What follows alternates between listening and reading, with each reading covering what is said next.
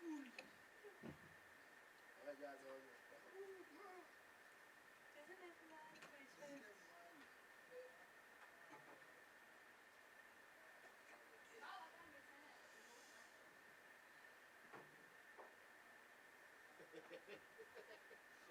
fully agree.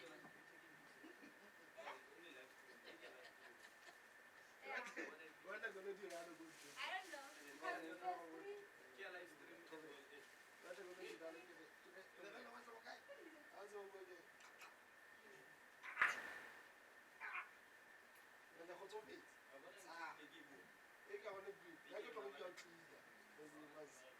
See the house.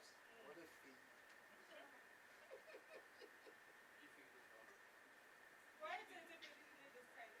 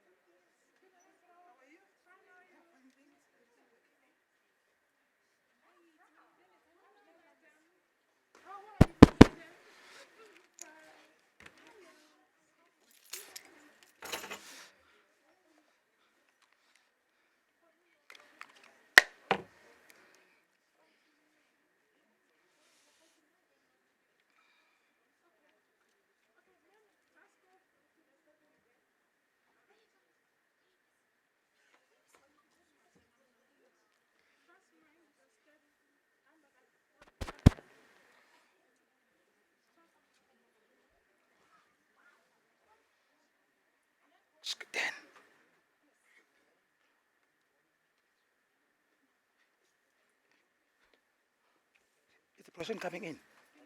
Is person coming in?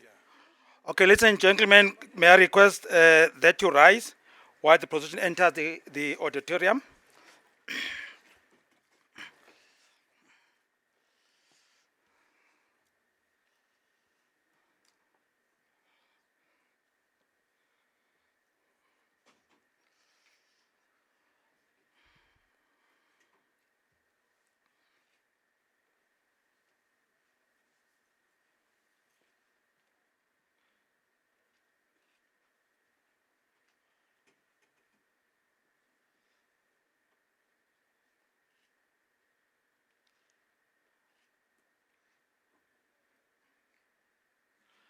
Okay, thank you. You may be seated.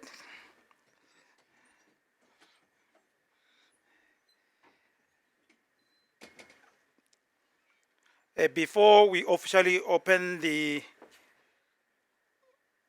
ceremony, can we observe a moment of silent reflection?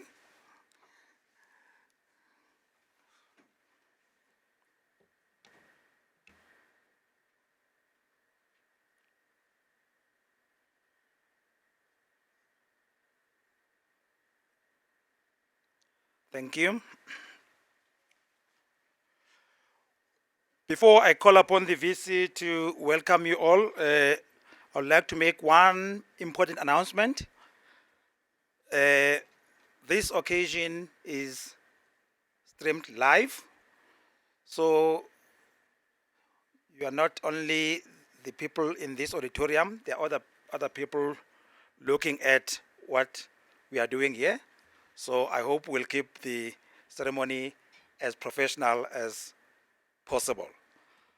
On that note, I'll request our Vice Chancellor and Principal, Prof Fidelis, to do the welcoming address.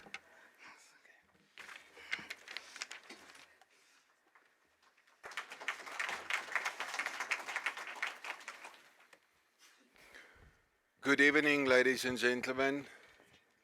Greetings to you all. Groete aan die almal. Kea Dumidisa Kaufela. May I extend a hearty word of welcome to all of you at the university. Special word of welcome to our guests. And tonight we're indeed privileged to attend the Professorial Inaugural address of Professor Fidelis Emuze, a professor in built environment. He's the head of the Unit for Lean Construction and Sustainability, and also the head of department in building, all in the Faculty of Engineering, the Built Environment and Information Technology. And colleagues, the practice at CUT is that academic staff who through the university's promotion or appointment processes rises to a professorial position are invited then to present their Professorial Inaugural address. And this inaugural professorial lecture constitutes an important date in the calendar of the university. It is a full sitting of Senate. Senate is the highest academic body of any university, and it is regarded as the pinnacle of academic scholarship for a particular professor. CUT awards these to academics who are highly accomplished and widely recognized, including internationally, among their peers. When one looks at the definition of an inaugural lecture, it says an inaugural lecture is a speech the president says when she is coming into office. So tonight our own president will deliver a lecture. It also says an inaugural lecture speech is the first given by someone who is starting an important job. And indeed, a full professorship at any university in the academia is a critical and important job. If one looks at the definition then of a professor, and in Latin it says it is a person who professes, being usually an expert in his or her field and an academic of high rank. And that is indeed what Prof Emuze is. Professor is reserved only for the most senior academics at a university. A professor is a highly accomplished and recognized academic, and the title is awarded only after decades of scholarly work to senior academics. And Professor Emuze is indeed a highly accomplished and recognized academic. I noted after decades, but where is the prof? I don't see him. There is Prof. It didn't take him decades, because I met him, I think, in 2007, busy with your master's studies at the previous university, and that is 12 years ago. And he completed his doctorate, he did a postdoc, he later on joined the university, our CUT, as a senior lecturer, through the ranks, associate prof, head of department, and recently promoted to full professorship. Indeed proud of you, Prof. And as you know, some of our colleagues at the university, we have an international conference currently ongoing, Rabdasa, which is attended by our colleagues from UK, the US, Germany, and Russia. And they have their formal conference dinner tonight, and I was supposed to deliver an address, and I indicated to them that because of my personal relationship over the past 12 years with Prof Emuze, it is a great honor for me to do the welcoming tonight. So allow me then, as Prof Nagiri said, I must do the welcoming. Allow me then to welcome our following dignitaries and special guests. Of course, the first one is our guest of honor, Professor Fidelis Emuze. Prof, welcome to you. Enjoy the evening. It's indeed a highlight, and we celebrate it with you. To his family, his wife, Doris, sitting on that side. Doris, beautiful dress. And the two young men on the right is Imole. And on the left is the young man, Benzian. There you go. Welcome to the three of you, and thank you also for the support that you provide, Doris to your husband and the two sons to your father, because without that support we know that he would not be able to succeed and achieve this full professorship. The extended Emuze family and friends, a warm welcome to all of you also with us, and especially Ms. Mariana Boetes and the pastors from the Redeemed Christian Church of God. A warm welcome to all of you. To our guests from business and industry, and a few names that I've received is Mr. Madonsela from Bloemwater, Mr. Himan from Bloemtech, Mr. Raputswane from Eskom, and Mr. and Mrs. Greiling from Greiling Quantity Surveyors, and all our guests from industry, business, and government, a warm welcome to you. To our registrar, Dr. Pinky Mkhwejana, welcome to you. Doc, to our Deputy Vice Chancellor, Teaching and Learning, Professor Nagidi, to all the deans, and a special word of welcome to the Dean of the Faculty of Engineering, the Built Environment and IT, Professor Herman Vermaak. As Prof Nagidi indicated, this ceremony or lecture is currently live streamed globally, and I would like to welcome our guests from Northern Ireland, our guests from the UK, United Kingdom, from Australia, and also from the United States of America. A warm welcome to our academics and friends from the University of Johannesburg, in particular Professor Ae Bakboa and Professor Twala from UJ. It's great to have you with us, colleagues. A warm welcome. To the senior managers, our directors, head of departments, department managers, members of Senate, academic support staff, a warm welcome to you. And all our representatives from the media houses, welcome. And a special word of welcome to our CUT students. And set the bar tonight that 10 years from today, Prof, it took him 12 years from his master's, so that is indeed possible. So ladies and gentlemen, as I've said, that we are a proud CUT community to celebrate this very special occasion with Professor Emuze tonight. Welcome to you all, and I trust that you will enjoy this inaugural professorial address. And may I then request the DVC Teaching and Learning, Professor Pata Nagidi, to introduce Prof Emuze to you. Thank you, Ke Aleboa, baie dankie.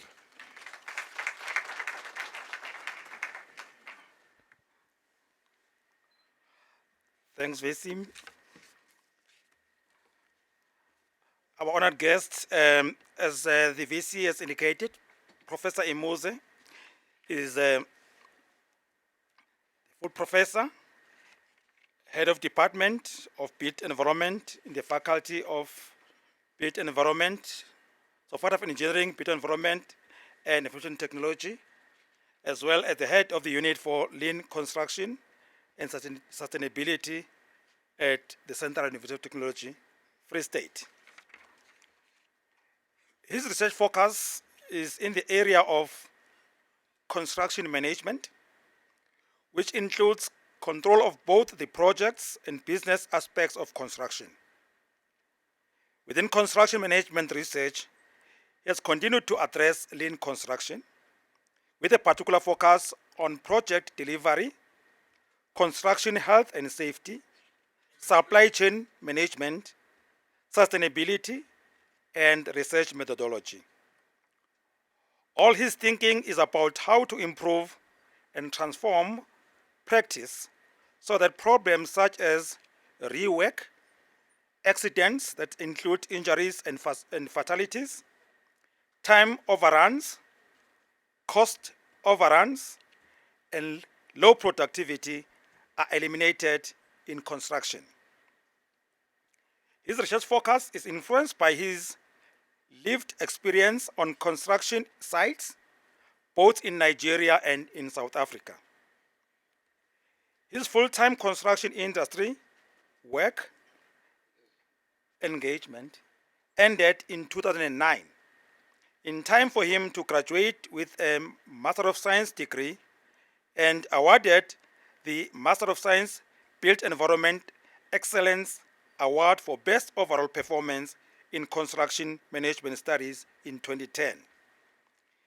His work experience as a construction engineer and a document controller inspired him to produce a supply chain management research treatise in 2010. Further studies on supply chain management while compiling his doctoral study proposal provided him with the opportunity to examine performance and inefficiency issues on project sites. Such inefficiencies are synonymous with waste classification in the domain of lean construction. His doctoral thesis, entitled Performance Improvement in South African Construction, was a first attempt to understand and evaluate construction activities regarding their contribution to project performance on sites in South Africa.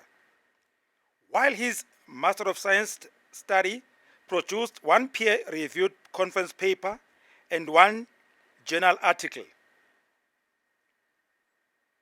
24 research outputs, that is 8 journal articles and 6 conference papers, emerged from his doctoral research, which was concluded in record time in 2012. The awarding of a PhD in construction management on him in 2012 encouraged him as an emerging academic to focus on lean construction as a philosophical lens for assessing construction problems. His interest in construction management research has helped him to publish over 200 outputs in the form of journal articles, book chapters, and conference papers presented at conferences in Africa, Europe, South America, Asia, and Australia. In conclusion, ladies and gentlemen, I'm of the opinion that his work has introduced new ideas to his students, graduates, colleagues, contractors, and policymakers in the construction industry. With those few words, I cannot go through all the list of his achievements. It's very long. I will take almost 30 minutes to read them. So in the interest of time, I'll just end there. Ladies and gentlemen, I thank you.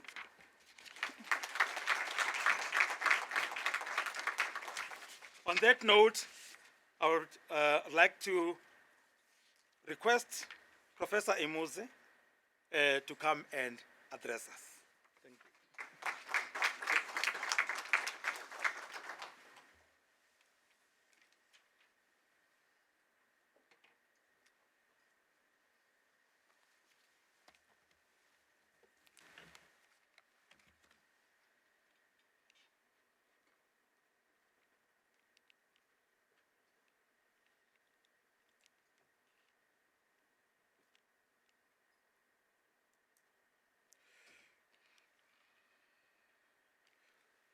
Dumelang. Good evening, everyone. Thanks for coming. Thank you so very much, VC, for inviting me to speak tonight. I'll do a very passionate thank you to everyone seated here tonight and people watching us from around the world towards the end of the presentation.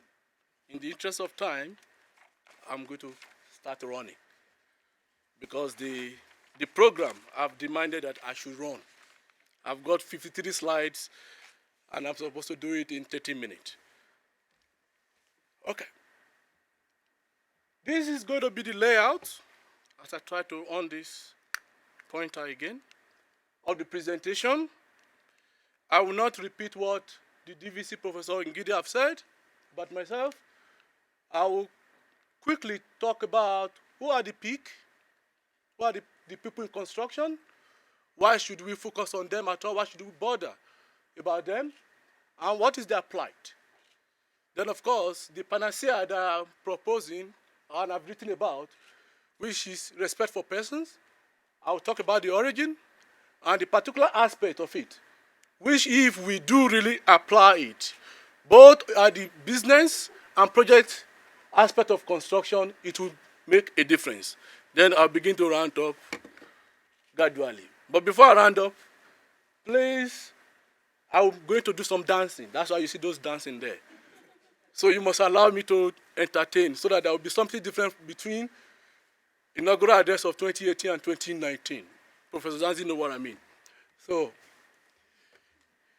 the DVCA I've addressed where I started from. I started with civil engineering qualifications. I majored in structures. But as fate we have it, I started working on road constructions in many, many states. Nigeria have got 36 states. I think I work in more than half of them, building federal roads and state roads and local government roads, green fields and brown fields for like 5-6 years. At a particular time, I thought my wife would leave me because I'm not always at home. All right. So I decided to do masters. That's when I came and I landed in PE. I majored in construction management. Then I did the PhD, as rightly said. Then I had the honor of doing a PhD at an old age with gray hair, and I got a distinction, which was fascinating. I thought I was the last person in the class. So I got the distinction earlier this year. Then I'm affiliated by training to the Institute of Civil Engineers. They have helped my career, so I think I should mention them. I mean, I've been a graduate member for close to 2 decades now. I'm affiliated to the South African Institute of Civil Engineering as well, as a full member, the Charter Institute of Building since 2006 or 2005, and I'm a registered professional construction manager. Yes, I am an alumni of Miller & Roberts. It used to be one of the greatest companies in the continent in terms of construction. So I am an alumni of it. And this is really my last project. It's a signature. If you go through Johannesburg, just remember me. Because we were very few when we break the ground on this project. And we had to work several hours for you to have what you have today.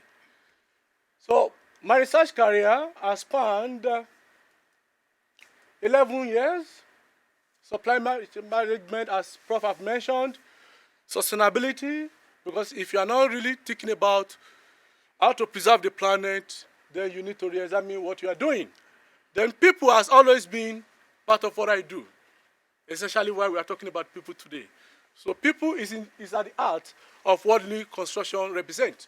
Lean construction is not about technology.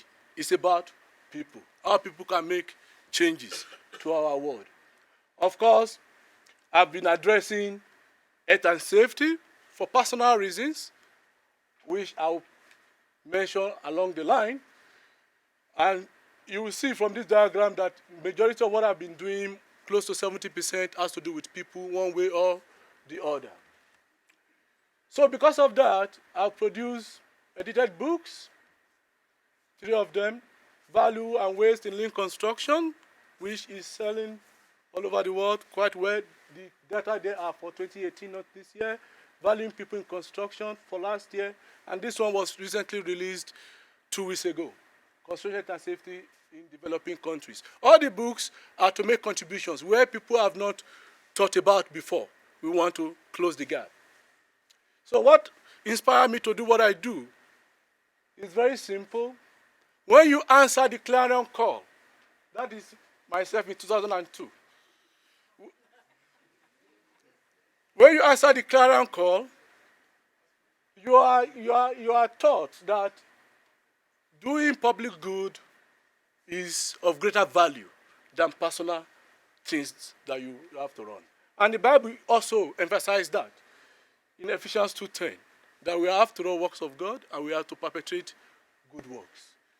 Here we were serving. The clarion call for people that do not know how we do it in Nigeria. When you finish your undergraduate, you serve the country for a whole year. You spend a month in a military camp, and you get to wake up 4 a.m. If you don't wake up, you get poured water or something. So in order to discipline you. In any case, I've got passion for public good from that experience for 1 year. And of course, it inspired my career that I've been doing. So we should go now to the topic of the day, a Cartesian approach to respond for persons in construction site work. There are other approaches, but we decide to take a philosophical approach. I think Professor Latan will know why I have done that, because he's a philosopher as well. So who are the peaks? I like to have interactive classes. Since I'm the one ruling, allow me to ask some questions. Who are the peaks? Okay, it's not just Arnold. Peaks are everyone that have got their boot on the ground on the construction site. They go with different title. There is no class because the sun is beating every one of us. They are the peaks. Who are not the peaks? Who are not the people in construction? They are the executives that make the call, but they never see the 4 walls of a construction site. They make decisions based on simulations, but they can't spend 30 minutes on a construction site. They are not people in construction. They are just executive or directors in construction. So why should we focus on them? I'll be very quick because of time. Peak are often exposed to a range of issues that we outline here in chapter 1 of one of the books. Apart from fatality, which is the extreme situation, they're exposed to all sorts of MSDs. And they make the pharmaceutical companies very, very rich because they must buy tablets to keep fit. And because of this issue, some of them exit the industry quite early. And of course, they have to deal with work-life balance issues, all sorts of stressors. Why should we focus on peak? In Great Britain, this information is recent. You have just in this financial year 30 fatal injuries. It is much more here at home. I decided not to use our own statistics, okay? Because it's higher. Then you have the story behind the statistics. This you have just going to work in the morning and 10 people could not return to work. This was in September, somewhere here at home in South Africa. When I mention home, I'm referring to South Africa, okay? Especially for our international audience that is watching us online.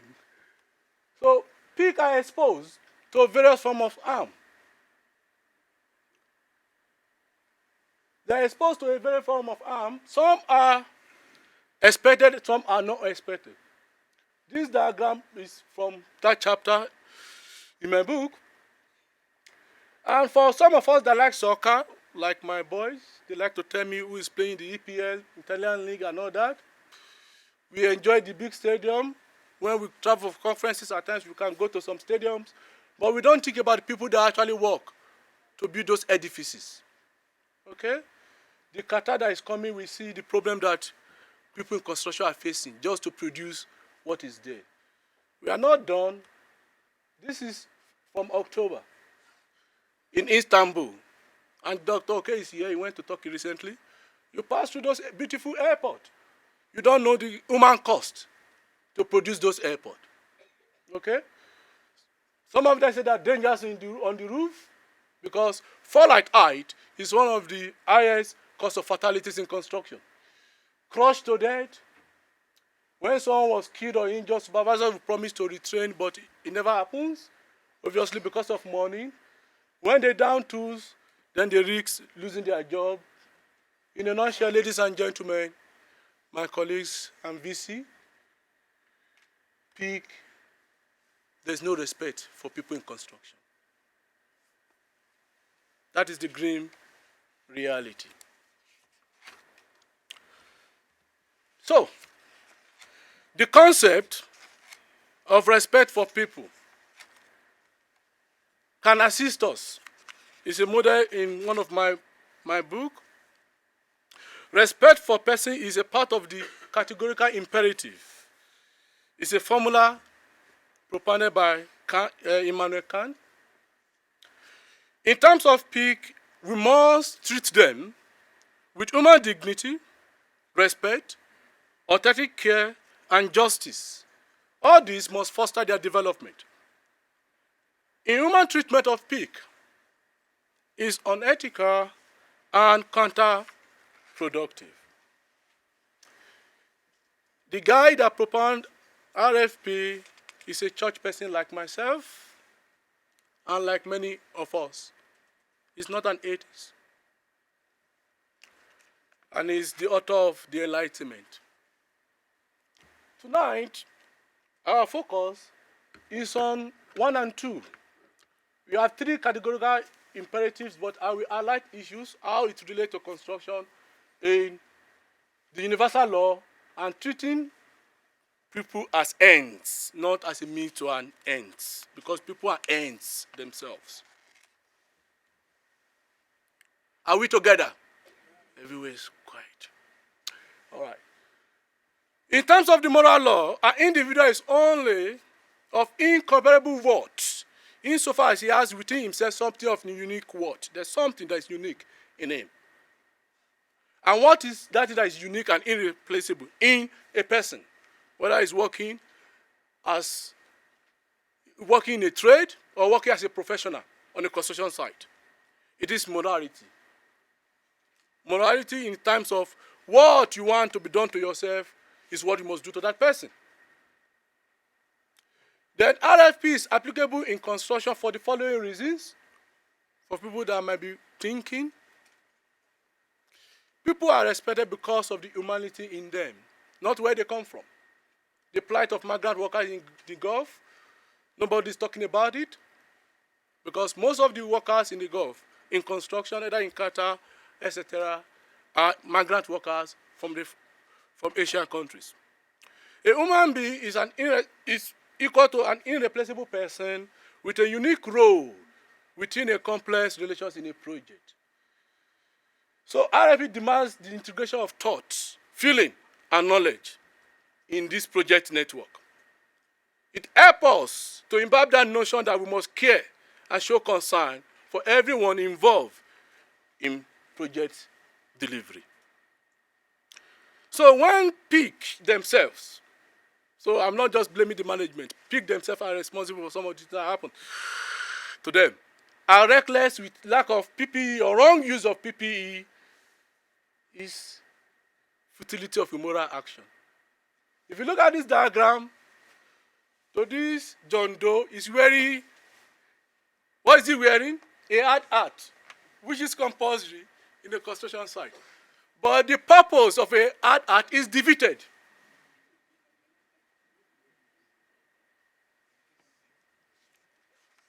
Are we together? The purpose is clearly defeated. As a minimum, GPP, which we normally call General Principle of Prevention, is nullified in this incident and is a candidate for a range of issues. The same applies to this man that is working without guardrails and inappropriate scaffolding. If you look at this particular case, it's interesting. That's why I decided to show it. You have workers without PPE, without induction. They are just working. No HNS officer on site. And I decided to send my student to that site regularly. And guess what happened? Without being told, they cleaned up their heart. The site was transformed. And that is called the Autumn effect. Okay? It is when you decide to change your bad behavior simply because somebody is watching you. We do not have to spend money to change 5 sites. That's why we wrote it in an article. Oftentimes, we spend time thinking that everything is money and technology. We can change behavior without spending money at times. So, the second categorical imperative talked about treating people as an end.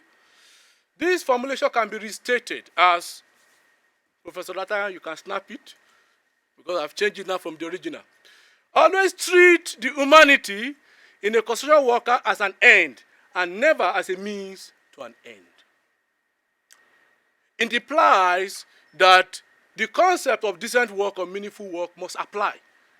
Whether it's a big stadium construction, an airport construction, or a small building site. The Kantian meaningful work concept supports the freedom and rationality of people.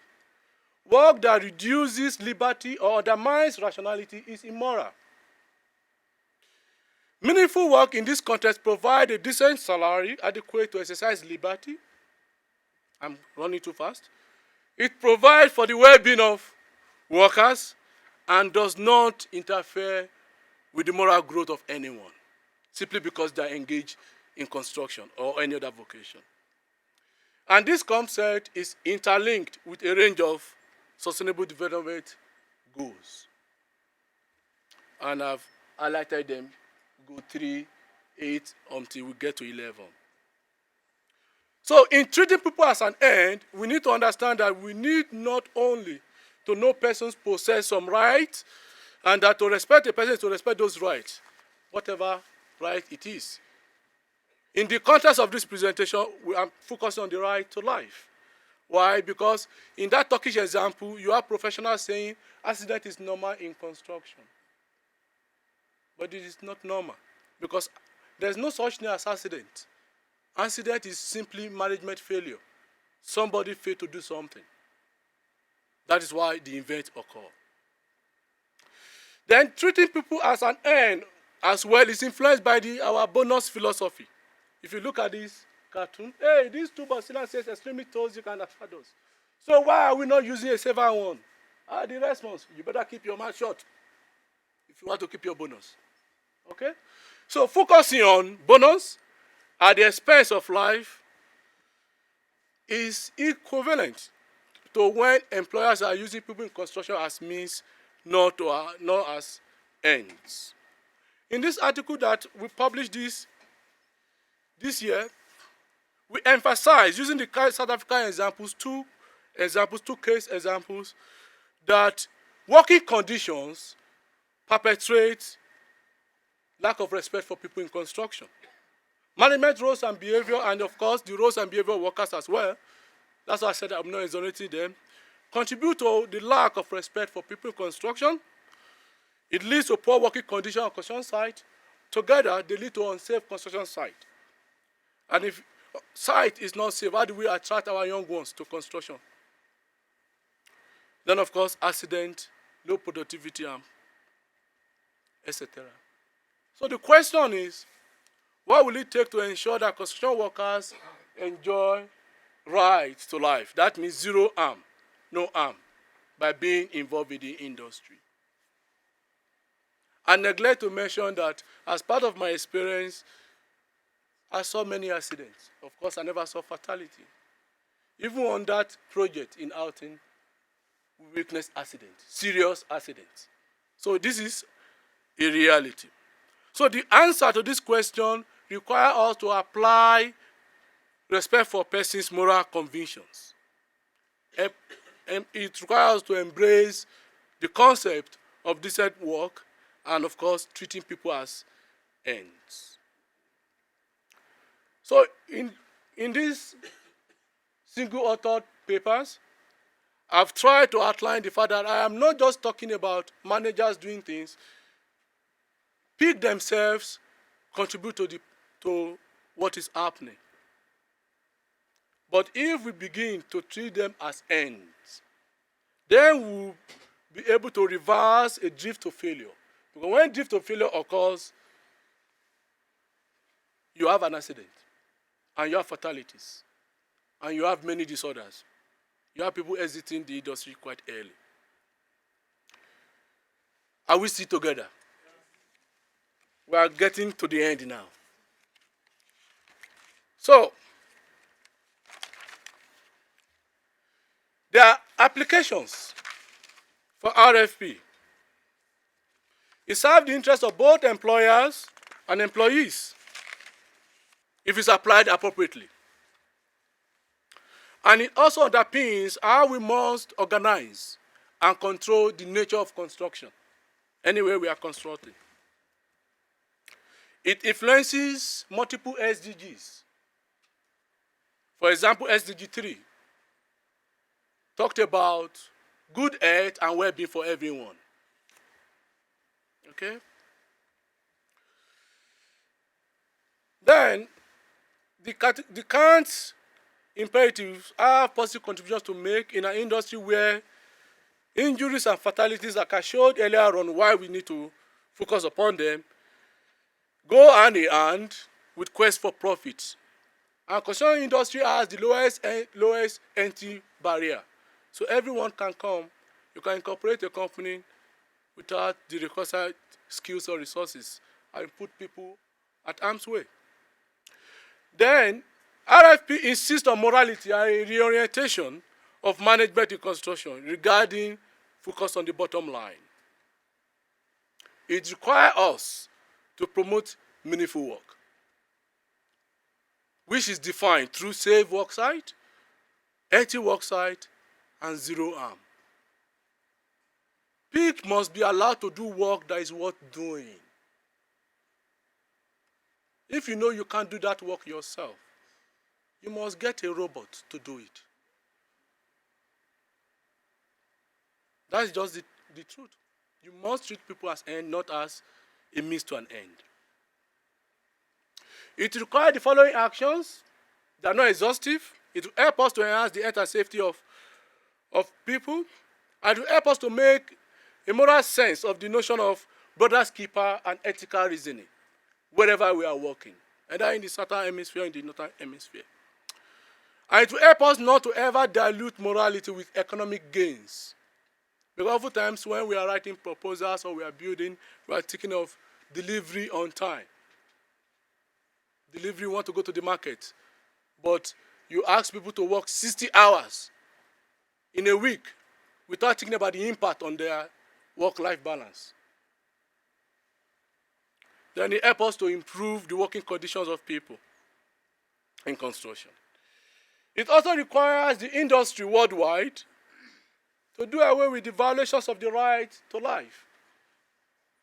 It's not just happening because you have fatalities in developed and developing countries. So that right is violated in both hemispheres. It helps us to do away with the exploitation, which is dominant in a particular region of the world. It helps us to eliminate unsafe working conditions. We have it all around us, especially in sub-Saharan Africa. It helps us to pay good wages to them, not to always bargain to the bottom. And if you will not earn that money, you will not take that money, why do you want to bargain and give somebody else that amount for the work that is to be done? Then it helps us to stop the abuse of the dignity of people in construction. So it might need us to accept that, I'm going to run through this one. People are more than robots. People can control, they can make changes. Systems are not faultless. We still need people to correct systems. So we have to acknowledge that. Once we acknowledge that, we give what is required to pick. Are we still together? I'm almost done. I'm almost done. So, the future, what are we going to be doing?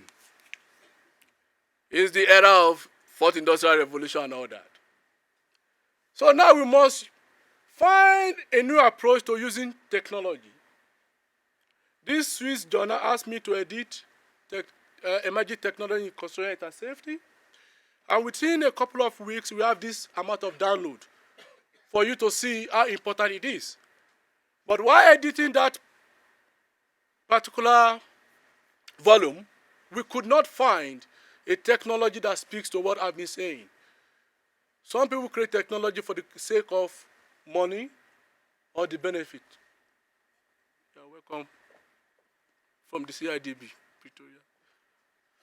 So the fourth industrial revolution and digital technology must serve the interest of people in construction, not the other way around. We have to emphasize that. So in the future, we will try to make a difference by solving practice problems, solving industry problems. Because that's what I've been doing. I'm an industry person. I'm not just from the classroom and becoming a professor. This one, I'm particularly happy about it. The Construction Safety Pocket Book will be the first and only in the country. It will go a long way in helping even people working in construction that cannot read and write. It's now in its production stage. We have Professor Latana to thank for expediting the signing of the contract with some media.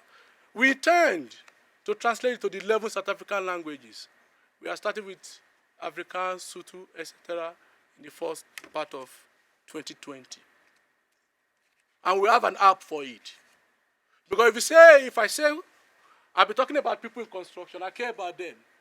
But oftentimes when we do research, they don't know their left from right when it comes to the regulations, when they should say no. But if we have a pocket book that we have seen all over, especially in Scandinavian countries, they will be able to read and say, no, you cannot put me on this scaffold that has not been inspected, something's going to happen. Even if we are insured, I'm still going to feel pain. You're going to cut short my career. So this pocketbook, we expect if we pilot it in South Africa, it will go up north. Then, of course, because of what we are doing with human factor, we have not an edited book. We intend to have Routledge, who has been publishing for us for some years now, a book on how to control human factors in construction. So why a carter approach to response for persons in construction site work? Why must we adopt it? It's very simple. I don't know why people have not adopted it. If you have a construction site without respect for people, you have harm. And if you have harm, you have accidents, injuries, stresses, illnesses. You can't get the job done. You can't finish the job.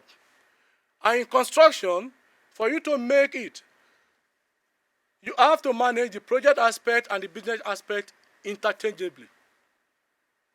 You see, the house is a typical contractor that wants to make money.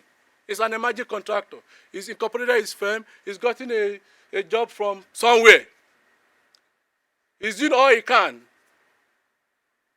to maximize profit making, but he's neglecting taking care of the workers. So site work minus RFP equals project and business failure. Another reason, important reason, which is relevant to us and everyone that is watching. Kiran, if you are listening, I know you are watching. This is another reason. You have 3 laws for iRobot that was propounded even before Nigeria got independence in 1950. I want to quickly read the laws. It says a robot may not injure a person or through inaction allow a person to come to harm. The second one, a robot must obey the orders given to it by human beings. In other words, we must not come to a situation or a point in our civilization where we privilege robotics over the needs or the interest of people in construction. So we must apply the right approach to machine learning, robotics, and for industrial revolution, construction 4.0, etc., etc. It must serve the need of humanity. The practice of construction management should go beyond method, processes, and technology by considering the humanity in the workforce to enhance productivity and performance in the industry. People in construction and current students that will become people in construction, like I did, must be empowered to use their reason. That is what Immanuel Kant said. Use your reason, because that is the motto of enlightenment. Our curriculum, our teaching and learning, etc., must imbibe the ethos of respect for persons. And we must accept that people in construction are more than iRobot. So, the difficult part is over. We're almost finished now. This is another Christian, that's how I use him. As you notice, it says, if I have seen further than others, it is by standing upon the shoulder of giants. And like the VC said when he was introducing, he was speaking, I've really seen kindness from a lot of people. That's why I said I will make passionate thank you towards the end. I have to firstly appreciate in absentia, I know he's watching us from Brisbane, Australia, John. He was not just the supervisor of my master's or promoter of my PhD. He has been a father figure to me in many ways that I cannot reveal publicly.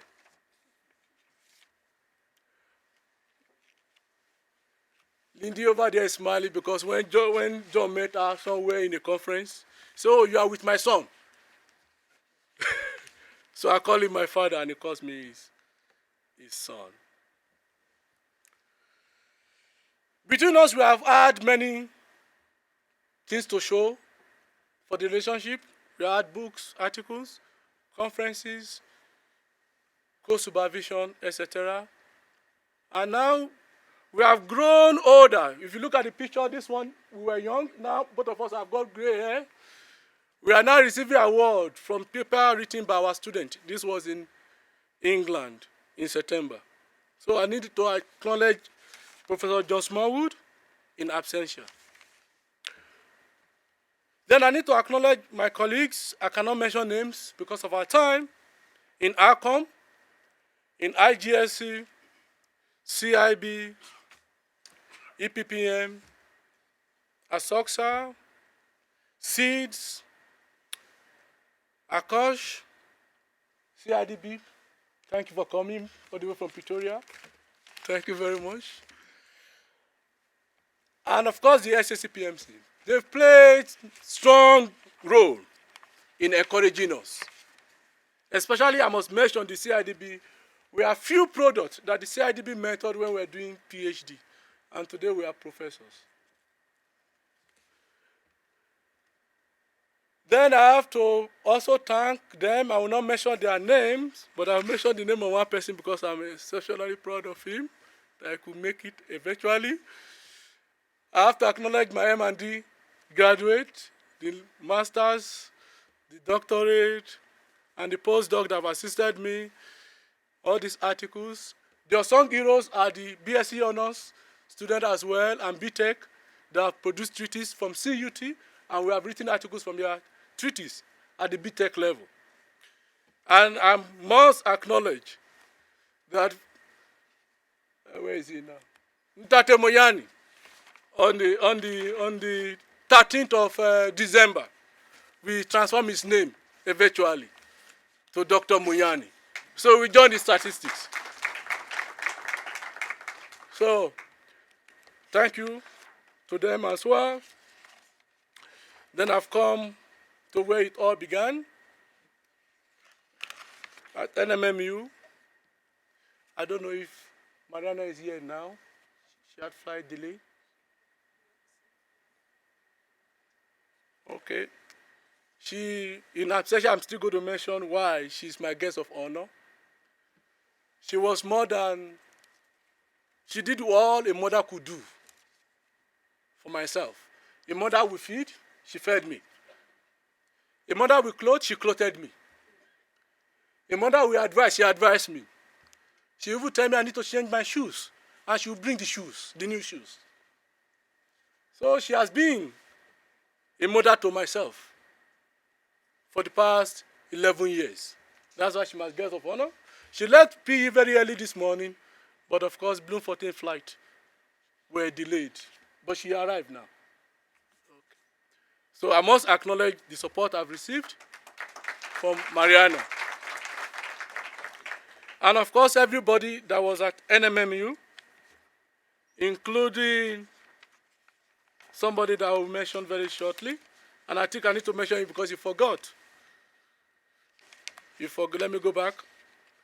Professor Enk was the one that was dean when I was doing my master's graduation, my PhD graduation, and I was looking at it yesterday, and I printed it. On the 25th of May 2012, you wrote a motivation to Professor Toko Makeyisu, the DVC research, for NMME to offer me a 5-year senior researcher contract. That was just few weeks after my PhD graduation. So, Prof. Enk has played a significant role in what I've come to be today. Then to my CUT family, because this is where I am. This is my family. This sentence, or quote, from one of the reviewers of my NRF rating application, summarize what CUT has done for my career. He said, I really appreciate the way it does not treat health and safety, for example, as a specific topic in its own right, as many people do. Rather, it connects the health and safety agenda to the research into productivity, management, and link construction. Ladies and gentlemen, CUT has provided the platform for me to explore what I can become without restricting myself to what I must research and what I must teach. It has enabled me to become a thinker because that's who I am. I'm not somebody that makes robots. So for providing that platform, I'm grateful to the DVC and the VC and Mereg seated there, all the divisions in CUT that have been very supportive of what I've done in the last 7 years. And I must mention him, I've mentioned him more than once now, Professor Lataya. He calls me at any time. He will say, you know, I'm looking after you. I must look after you. And indeed, he has looked after me to become who I am today. So I'm very grateful to CUT. Now I come home. I'm trying to look for, I need to read something here because I can't record all. Because I know they are watching. My mother-in-law is watching from the United States, so I must say the right thing. All right. So let's start from Lagos. Lagos is close by.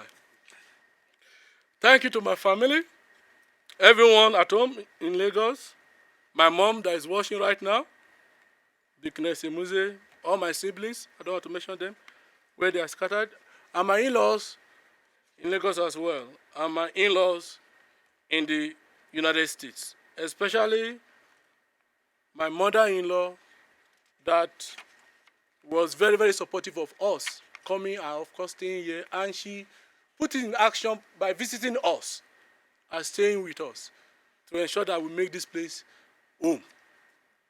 So I'm very, very grateful to her. Then today is another fulfillment of promises made to my father. The bond between my father and myself is shown in that picture. He named me Fidelis to ensure that I live an honest life. He named me Abumere, which is my middle name, to show that I follow his footsteps in integrity. And he bought and gave me landed property so that I don't have to worry at a young age about what will become of me. Rather, I had to worry and learn how to become responsible.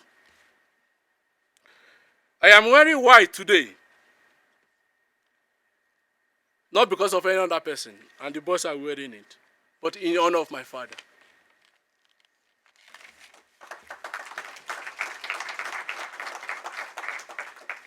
Now this is the comedy part. I'm almost done, Professor Vermaak.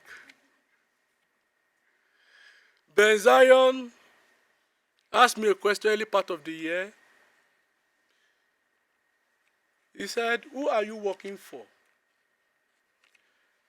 And I was shocked because he comes to CUT with me every time. But I need to explain the context. ESCOM had just struck. So I refused to get up from what I was doing. And it was getting dark. I was in the study. Then I moved closer to the window to move the window blind. I'm still working on my laptop. So he said, who are you working for? I said, I'm working for CUT. He said, no. Who are you working for? I said, I'm working for CUT. I was dumbfounded because he's just 5 years old. He now said, who are you working for again the third time? I said, okay, I'm working for you. Then he stood up. Then I got the message that I shouldn't be working. When there's no power, I should get up and do other things. So I closed my laptop and left the study. And I told the mom, you know, but then just asked me, who am I working for? So I need to redefine who I'm working for. All right. So I'm very grateful to the boys for keeping us happy. Andre, that is Leo and Francis. Andre got the 2 Jack Roses for us. So, and of course, I'm grateful to their mom as well. Their mom is my wife of more than a decade. She looks young, but she's not that young. She has been my girlfriend for 20 solid years. I like her as my girlfriend than my wife. Because when she's my wife, she's controlling me. When she's my girlfriend, she's pampering me. So, and I'm not a ladies' man, I don't know how to speak good things. In any case, for all her support, I want to say she's my jewel of inestimable value. So I also want to thank the churches. I'm a church boy. I'm not ashamed to say it. I was born into the Apostolic Church. I grew up in the church. I did all I could in the church. My parent, my surviving mom is still active as a deaconess in the church. And when we came here, we went to church on the way, Summer Strand. Pastor Vic is watching us now. Sent message to me yesterday. And of course, we are now, since we've been in Bloom, we've been with Redeemed Christian Church of God. So I want to thank the church, because if it's not for the mercy of God, we will not be here tonight. So I give glory to God for this grace to do this.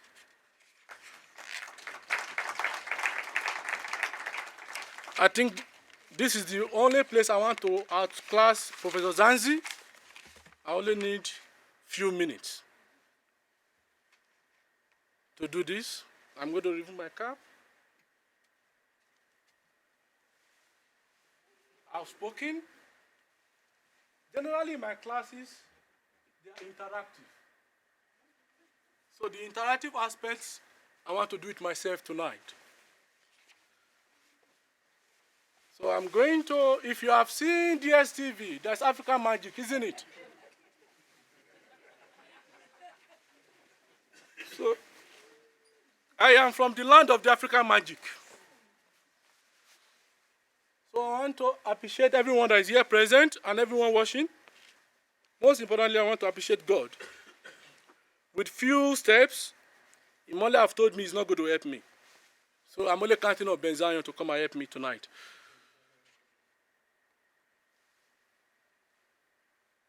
So I'm going to be dancing. If you are given the grace, you can shake. But I'm going to be dancing for 5 minutes.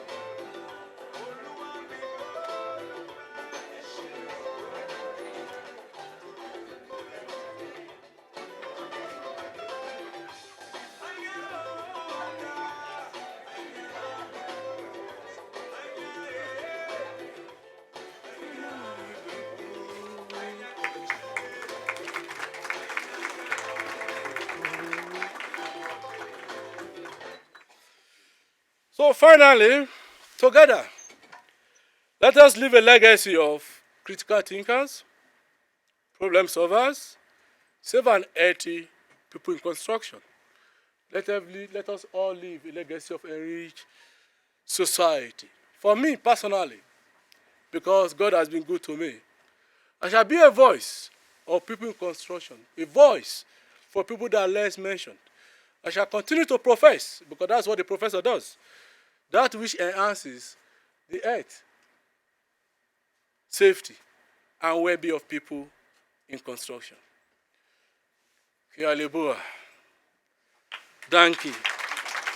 I thank you.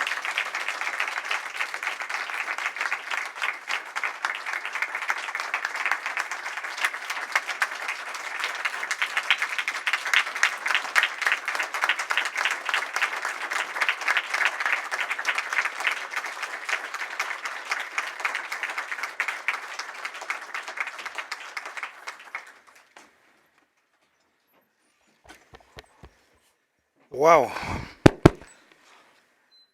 Thank you, Professor Emuze. I'm not going to thank you because your Dean, Prof Vermaak, is going to come to the podium and do the vote of thanks. But maybe before he does that, must dance a little bit for 2 minutes. I'm joking, Prof. Okay, can come to the podium and do the vote of thanks. Thank you.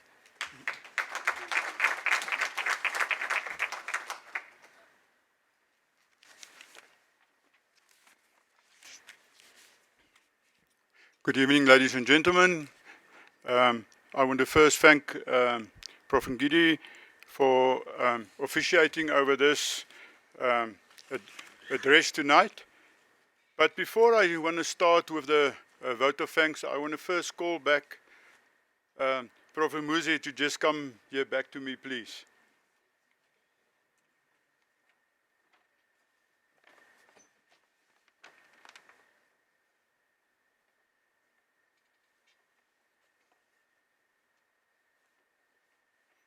Just a small gift from your family at CUT.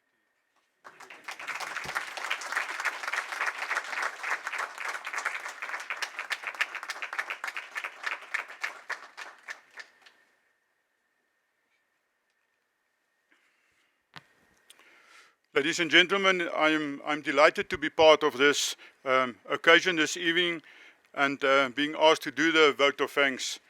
To the members of Senate, the VC, I think tonight was a powerful tribute to Prof Emuze's journey as academic over the years.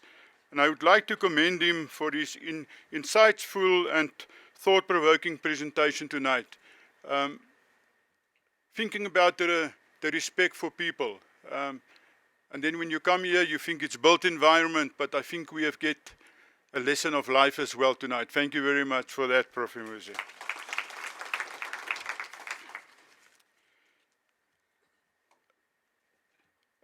Prof Emuze, certainly your work offers to all of us an opportunity to examine issues facing the built environment and to look to solutions and ideas that will carry us into the future. This is a huge achievement, and it shows our commitment also as a faculty to expanding our research undertaking in the built environment so that we develop solutions that are sustainable and adaptable for the global stage. We salute you, Prof, for the sterling job you have done within academia and the industry, and we want to draw lessons from your presentation this evening from your work as an intellectual and a humanist.